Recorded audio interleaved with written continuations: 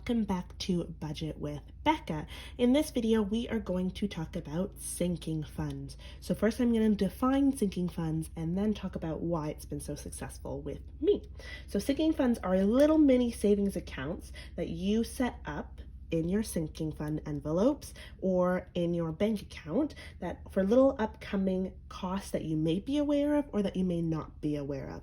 There are a list of categories that I will share in this video for my sinking funds, and you can go online and research many different categories or come up with your own categories that you put a little bit of your paycheck to each month so that when you need to access that or when an incident occurs, you can use that money for that sinking fund. Now, sinking funds are not like emergency funds, and they should not be thought of as emergency funds because emergency funds are things that you do not think of, where sinking funds are where you're preparing for little things that will most likely happen. And we will talk about that in the category section, or it may be things that, like getting your nails done, that you know that you like to do and you want to put a little bit of money aside each month for it. So, sinking funds are what we're going to talk about in this video. I'm going to talk about categories and then go through my sinking fund.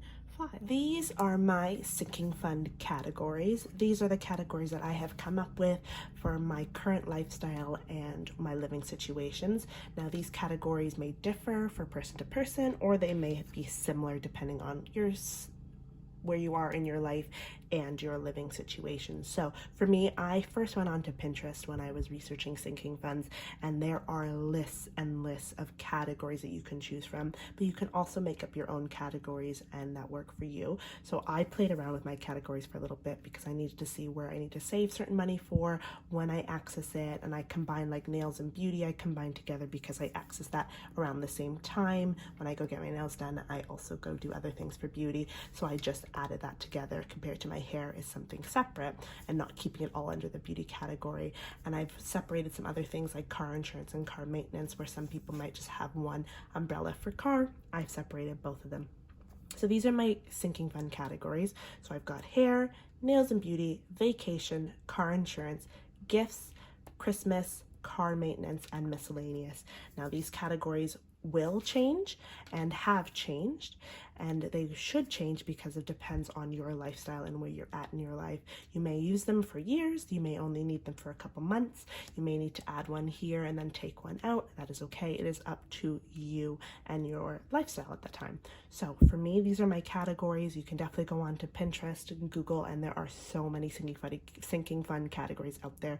Currently, I am not saving up for a house that needs to be removed out of my bank. I don't need that for cash. That's all in my savings. So I'm only doing sinking funds that I need the cash for. Before I continue into my sinking funds folder, I want to say that these are my sinking funds that I need cash for. There are other things that I'm saving up for that are larger goals that I'm keeping that money in my bank account. I'm just separating it. You will see that outlined in my budget when I move it over into my savings, but these are sinking funds that I know that I will be using the money for, whether it's upcoming in the next couple of weeks or in the next couple months. So these are sinking funds that I take the cash out for because I am cash only person. I still use my credit card and debit, but mostly cash.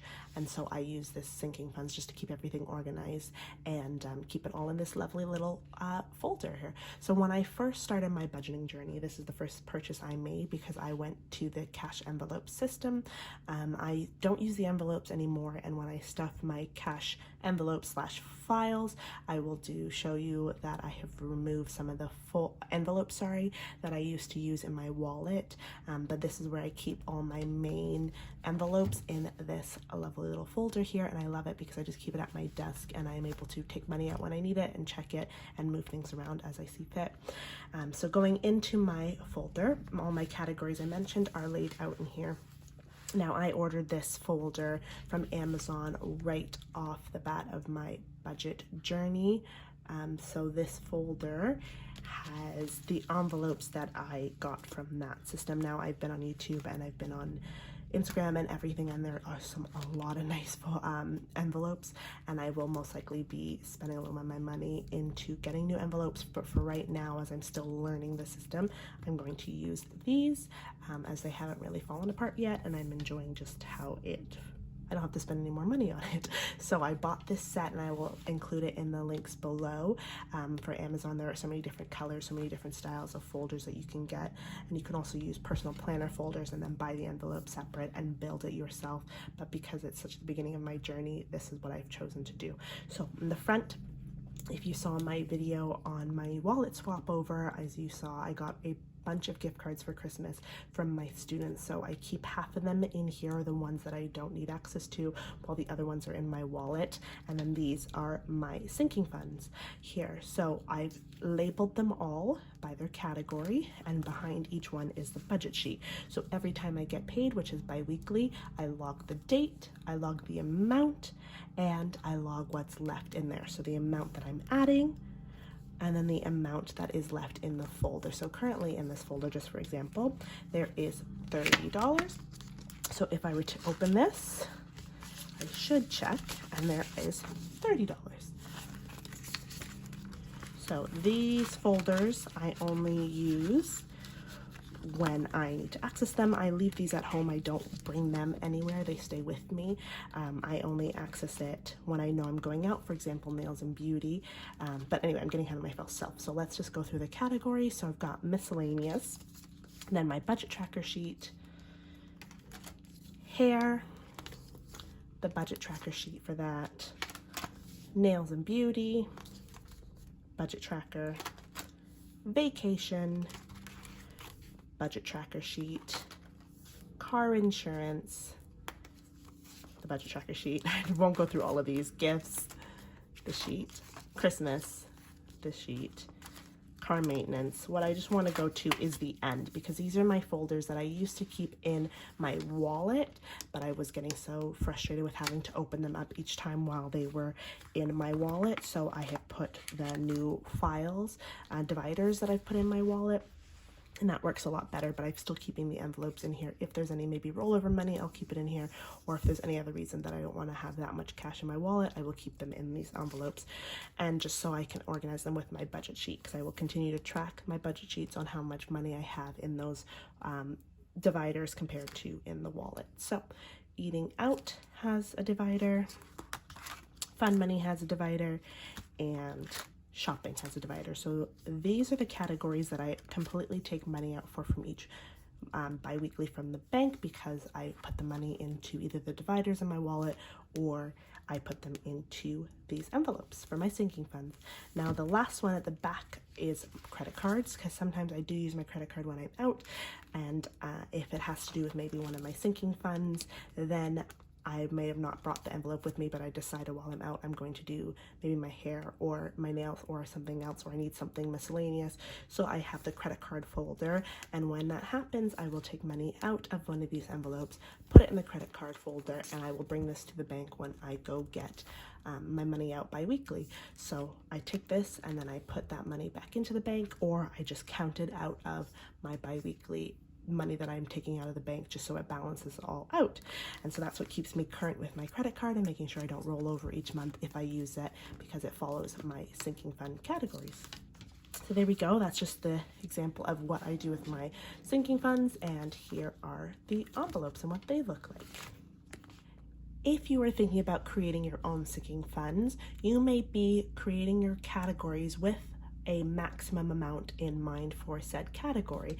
Now these, as we know, are mini goals, and some sinking funds may be revolving doors, for example, nails and beauty, so you may be accessing that sinking fund a lot more frequently than some sinking funds like car insurance and car maintenance. So there might be a goal that you are trying to reach to cap that sinking fund out, and you may not need to keep adding more money to it. So when you are creating your list of sinking funds, think about those maximums and think about ones that might constantly need to be filled, and some that may need a certain amount per month, and then that's it. Or over the year, you might only need to add so much, and then you're done. For example, car maintenance, my goal is $500 for that fund, because I'm getting a new car, and I know I might need new snow tires, and that may need to be revisited later on, but I'm capping it at $500 for right now, because that's the amount of money that I want to. So currently I have $350 in there, and I'm going to cap it out at the end of next month. I will not need to add any more money into that sinking fund. That does not mean I'm closing that sinking fund. That just means I'm maxing it out until I need to access it. Maybe like a car wash, I'll need to access it, but then I will just replenish it and keep it at 500. Maybe I want to bump it up to 1,000. Maybe I want to keep it to 500. You're constantly changing your categories, and you should be, because sinking funds are about the mini goals and not a long-term savings goals. That is why you're breaking them down into little categories, because you have a reason for each of those categories. Otherwise, you just be saving a big chunk of money that you would access as one massive sinking fund. But I completely agree with having many little sinking funds, because then there's a reason for each goal that you're trying to achieve. So I like using the folder method and taking that cash out while I take out the money for my cash dividers, but some people like to have separate bank accounts that they put the little mini cash sinking funds into. Maybe you only have 4, so it might be easier, but since I have so many and I'm accessing this cash a lot, that I like to do it in the envelope way. I do hope I explained sinking funds in a clear and cohesive way. I'm still, like I said always in my videos, I'm still learning about budgeting and cash envelopes and cash envelope stuffing, but I found this method worked really well for me. Now, if you are starting out, you do not need to have I think I have 8 categories in my sinking funds. You might only need 4, you might only need 2. You decide what works best for you, but I like having 8 categories because I know exactly where I'm putting my money to and what that little goal is for example, vacation, or like I said, hair, nails, and beauty. Again, sinking funds should always be changing, not for everybody, but I find that there's a max throughout the year that I'm working towards, as well as I know some of these are going to be collapsing, or I'll be moving it into my bank because I'm going to be using it soon, because I've saved up for that goal that I will be achieving. So coming up in my budget video, you will see the categories that I'd be shifting around. Like I said, you might not need to change them, but I personally do like changing them because I've reached that goal, or there's new things that are coming into my life and I don't want to have 10 sinking funds, but it's different for everybody. So I hope you enjoyed my video. Next video will be my budget and my cash stuffing video, which I'm so excited about because you'll finally see the process and what I do when I budget out my paycheck, as well as put it into the specific sinking funds. But remember that sinking funds are mini savings accounts that are for upcoming costs that you are aware of. Breaking them down into categories work really well. Thank you so much for watching this video of Budget with Becca. I really love sinking funds, and I wanted to share my experience as well as what I do for sinking funds. So like I said, my next video will be my budget and my cash stuffing of my next paycheck.